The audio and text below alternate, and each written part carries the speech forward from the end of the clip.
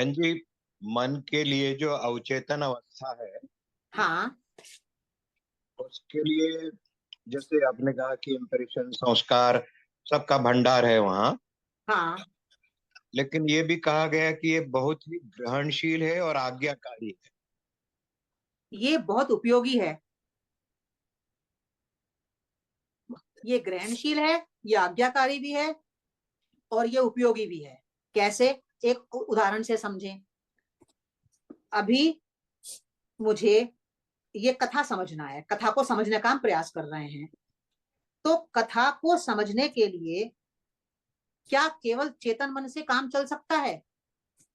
कभी नहीं चल सकता। तो क्यों नहीं चल सकता? क्योंकि जो आत्मा की यात्रा है वो क्या मालूम कितने सैकड़ों वर्ष से चल रही है।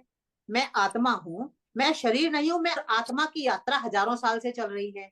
और हजारों साल में कितने शरीर मैंने ग्रहण किए होंगे, और शरीर ग्रहण करके मैंने क्या क्या सीखा होगा हर जन्म में। मान लो मैंने 20 जन्म लिए, 20 जन्म में मैंने बहुत कुछ अच्छा सीखा होगा। और जो सीखा होगा वो कहाँ गया? वो अवचेतन मन में इकट्ठा हुआ और वहां सुरक्षित है वो। तो जब मेरा सीखा हुआ है पहले जन्मों का, और वो भी हम सीखते हैं, उसकी छापें, उसके उस इम्प्रिंट्स अवचेतन मन में बन जाते हैं, कोड लैंग्वेज में वहां इकट्ठे हो जाते हैं। तो जो वो कोड लैंग्वेज में वहां इकट्ठा होता है जो कुछ, वो मेरे किसी भी इस जन्म में काम आ रहा है। सब जो मैं आपको मान लो बताने का प्रयास कर रही हूँ, तो चेतन मन ने थोड़ा सा समझा, और थोड़ा सा मैंने समझा, और उसको सहायता देने के लिए अवचेतन मन आके उसने मेरी सहायता कर दी। क्योंकि अवचेतन मन में मेरा पहले जन्मों का सीखा हुआ पड़ा है। यानी अवचेतन जो है चेतन का गाइड हो जाता है। अव अवचेतन मन चेतन मन का सहायक है, आज्ञाकारी है। इस मोमेंट पर मान लीजिए आपने कोई प्रश्न मुझसे पूछा, और उस लो चेतन मन में मुझे उसका उत्तर एकदम समझ में नहीं आया, तो क्या होगा? एकदम अवचेतन मन से निकल के आ जाएगा वो उत्तर। अवचेतन मन तुरंत चेतन मन पर आकर प्रकट हो जाएगा और वो उत्तर आ जाएगा। और ऐसा आपने भी बहुत बार अनुभव किया होगा।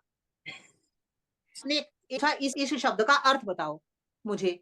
अब मुझे एकदम समझ नहीं आया, चेतन मन ने एकदम जवाब नहीं दिया कि इस शब्द का उत्तर पर ये क्या है, पर एकदम से अवचेतन मन से वो पर कोडिंग में जो संग्रहित है, अवचेतन मन ने एकदम आकर बताया कि इस शब्द का मतलब ये है। और एक एग्जाम्पल बहुत अच्छा है इसका।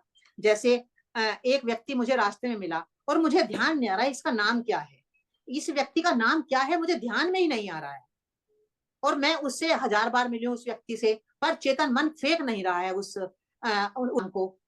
तो कुछ सेकंड्स के अंदर ही एकदम से वो नाम आ जाता है। तो कहीं तो स्टोर है ना वो नाम, तो हाँ जी, हाँ। हमारे गहरे मन में स्टोर रहता है। हम्म। और मैं कहती हूँ अरे अरे, इसका नाम तो ये है। तो हम कहते हैं ना, बहुत चलती फिरती भाषा में कहते हैं कि कंप्यूटर ने फेंका ही नहीं, अब कंप्यूटर ने एकदम फेंक दिया कि इसका नाम ये है। प्रोसेस कर दिया, हाँ। प्रोसेस कर देता है और वो बाहर आ जाता है। तो अवचेतन मन हमारा हर समय, हर समय यानी कि जब हम कोई काम करने के लिए कदम उठाते हैं तो अवचेतन मन सहायक होता है। हाँ, मैं। छोटे शास्त्रों में लिखा गया है कि जैसे एक पेड़ होता है, तो पेड़ का जितना भाग ऊपर है, मान लो ऊपर पेड़ 2 फीट का है, 4 फीट का है मान लो ऊपर पेड़, तो उससे 9 गुना पेड़ नीचे होता है जमीन के अंदर। ऐसे ही बिल्कुल तो ये हमारा चेतन मन और अवचेतन मन के विषय में कहा जाता है कि जितना चेतन मन का जितना हिस्सा बाहर हमें दिखाई देता है, अवचेतन मन उससे 9 गुना बड़ा होता है। तो सोचिए वहां पर क्या क्या नहीं है। क्यों? वहां पर बहुत सारा इसलिए स्टोर है क्योंकि आत्मा की यात्रा हजारों साल से चल रही है।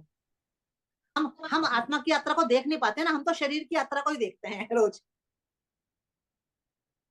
शरीर की यात्रा तो बहुत छोटी है, पर आज मैंने ये शरीर लिया, मैं का नाम राधा है। पहले जन्म में मैंने शरीर लिया था, उसका नाम मान लीजिए सरला था। उससे पहले जन्म में मैंने शरीर लिया था, उसका नाम अलग था। तो ये शरीर अलग अलग होते हैं, आत्मा तो वही का वही है। तो इकट्ठा कौन कर रहा है? इकट्ठा तो आत्मा ही कर रही है ना, उसको बर्तन मिला हुआ है शरीर का। आत्मा लेके जाती है अपने साथ। अभी एक व्यक्ति शांत हुआ, एक शरीर तो यहीं छूटा ना, उसने जो जो इकट्ठा किया था वो तो उस आत्मा के साथ चला गया ना। उसने इकट्ठा किया था इस जन्म में, वो जैसे ही वो आत्मा किसी गर्भ में जाएगी तो जो उसने इकट्ठा किया है तो साथ जाएगा ना। चेतन की यात्रा है, शरीर की यात्रा नहीं है। चैतन्य की यात्रा है, आत्मा की यात्रा है। आत्मा सब कुछ इकट्ठा करके ले जाती है अगले जन्म में। नहीं, मेरा निवेदन था अचेतन के बारे में। हाँ, अचेत नहीं, इसके ये इसमें भी क्या है, कॉन्शियस और अनकॉन्शियस, इसमें भी क्या है कि अलग अलग विद्वानों ने, अलग अलग महान पुरुषों ने ये मन के जो विभाग किए हैं उसके नाम अलग अलग किए हैं। किसी ने अचेतन कहा, किसी ने अवचेतन कहा, किसी ने अति चेतन भी ले लिया है,